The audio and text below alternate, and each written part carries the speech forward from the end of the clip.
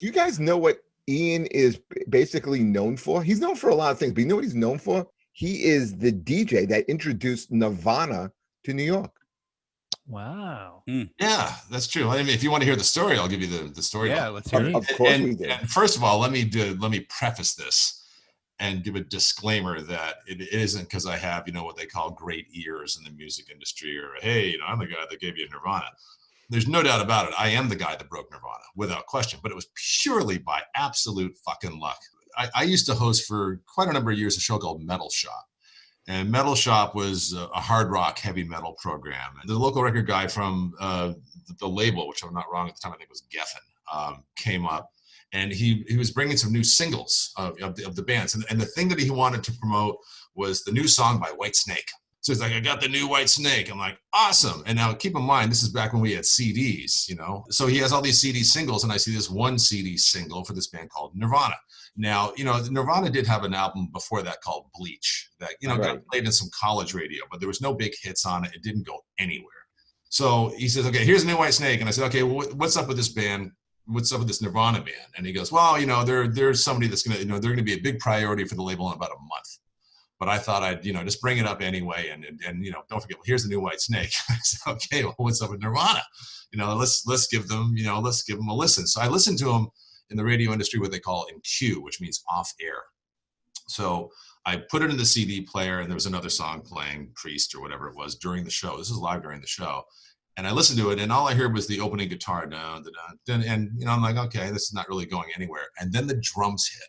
And then it just fucking exploded, the song.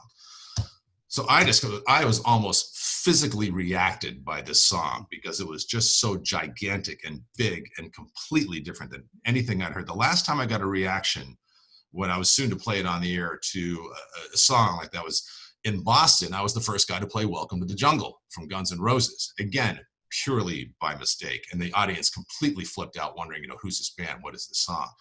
So I said to the label guy, I said, okay, we're going to play the Whitesnake, obviously, but we got to get a reaction on this Nirvana song. It smells like Teen Spirit.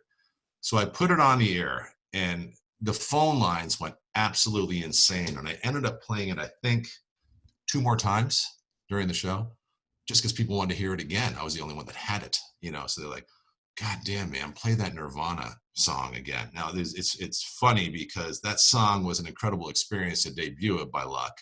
But the thing that really made it interesting was also the song that blew up hair metal, and in many ways blew up Metal Shop, because we played a lot of hair metal-ish bands. We would play Rat and Warrant and a lot of these kind of pop hard rock bands. But then when grunge came around, which Nirvana was really kind of at the forefront of, then it wasn't cool anymore. So I just remember getting phone calls from a lot of these hair bands, so to speak, that I'd become friends with. And then saying, Ian, what the fuck is going on? Nobody, our attendance is down, our record sales are down, and I say, guys, it's because this whole Seattle sound, because then you started getting bands like, Pearl Jam all of a sudden exploded, Mother Love Bone, Alice in Chains, Soundgarden was huge. So it just wasn't hip anymore to like these bands. And in a closing of this very long-winded story, it was interesting. I got invited to Saturday Night Live. I don't know if you guys remember when Nirvana first played Saturday Night Live. Yeah. Well, the same record guy said, look, I want to bring you to Saturday Night Live to see Nirvana, but I'm going to bring you to the rehearsal. That'll be cooler because there's not going to be anybody in the place.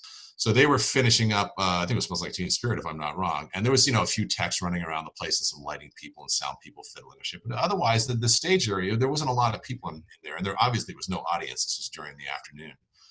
So they stopped, and the label guy went up to the band members. I met Chris, who's a bass player, and I met Grohl, who's obviously a very big rock star now on his own. And Grohl was just typical Dave Grohl, very, very friendly and kind of like the puppy of the band. Like, hey, man, this is awesome. And then I met Kurt, and he was in the throes, if I'm not wrong, of kicking heroin at the time, or very deep into his addiction. I can't remember one or the other, but he was not in good shape at all. He had a cardigan on, and just, his hair was all matted and shit.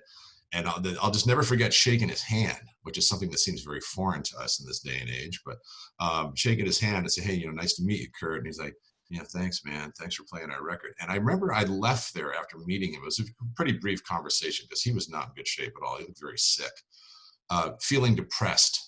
It was just the oddest thing. Generally when you meet a band or a rock star or something, I've never been one to be like, oh, fawn at them or laugh any harder at their fucking jokes or any of that sort of stuff. I'm like, this is pretty cool. This guy's, I think it's going to be responsible for a really big new sound that's coming out in music.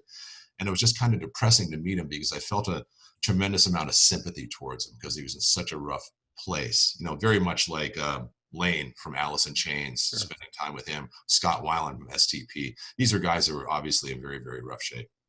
So anyway, that's the Nirvana story. I know it was long-winded, sorry, but